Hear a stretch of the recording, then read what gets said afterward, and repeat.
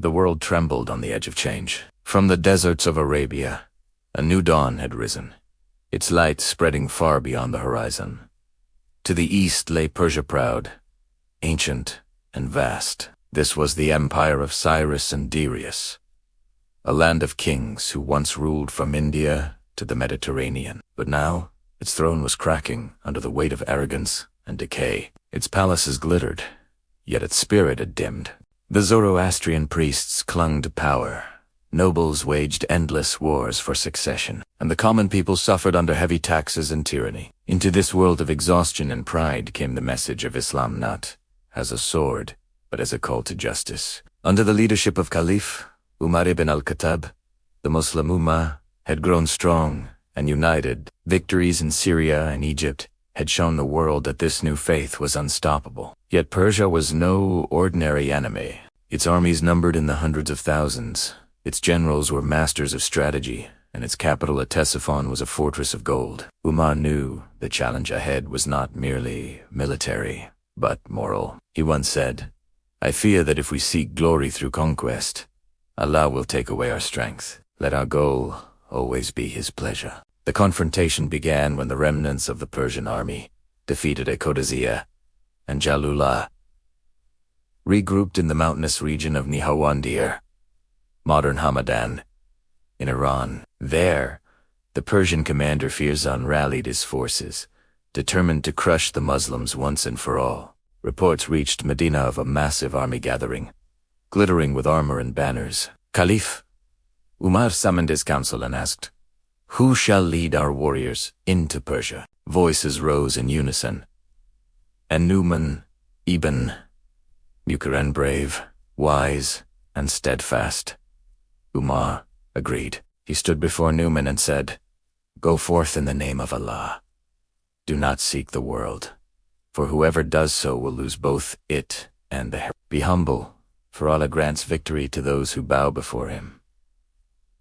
An army of 30,000 believers marched eastward under Nu'man's banner, their faith stronger than steel. They reached Nihawand to find the Persians waiting, a colossal force, 10 times their size, spread across the valley like a sea of armor. The wind howled, carrying the echo of drums and horns. The Muslim soldiers stood shoulder to shoulder, eyes fixed on the horizon, hearts beating with remembrance of Allah.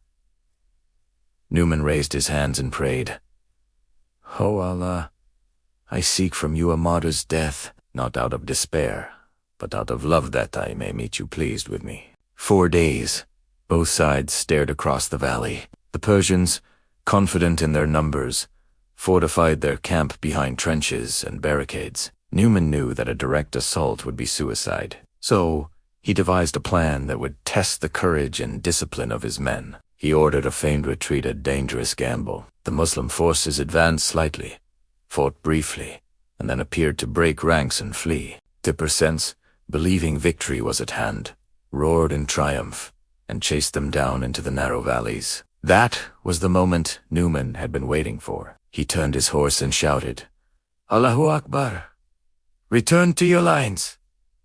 The Muslim warriors wheeled around with thunderous speed, surrounding the Persians in a deadly trap. The valley that had seemed like victory became their grave. The dust rose high, arrows darkened the sky, and the clash of steel echoed like thunder. Nu'man led from the front, his voice carrying above the chaos, "O believers, die with honor.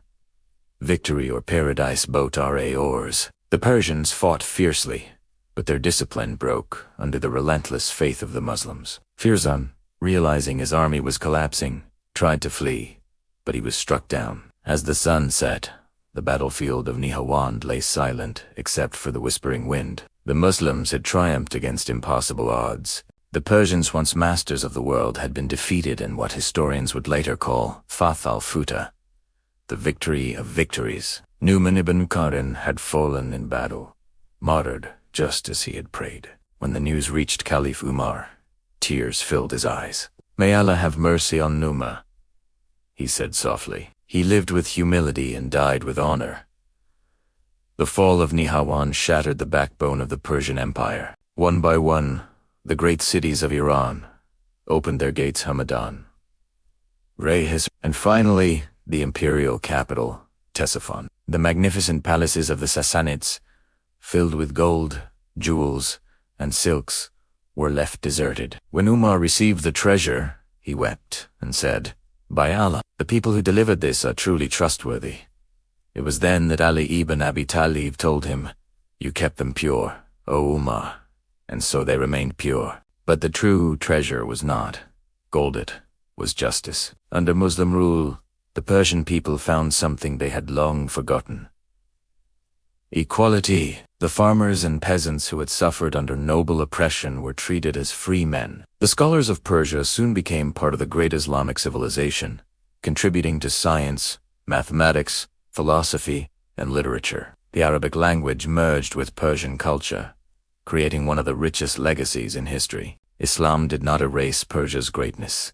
It revived Italiano. The conquest of Persia was not merely a clash of empires, it was the meeting of two worlds. The Muslims brought with them faith, justice, and simplicity. The Persians offered knowledge, art, and tradition. Together, they built a civilization that would shine for centuries. The Prophet Muhammad, peace be upon him, had once prophesied, if faith were at the Pleiades, men from Persia would reach it. And indeed, from this land came scholars like Al-Bukhari, Al-Ghazali, and Al-Farabi, fruits of that union between revelation and intellect. For Caliph Umar, the victory at Nihawand was not a moment of triumph, but of humility. He walked through the streets of Medina, as he always did, with patched clothes and a heart trembling before Allah. He reminded his generals, "We are not a people of conquest.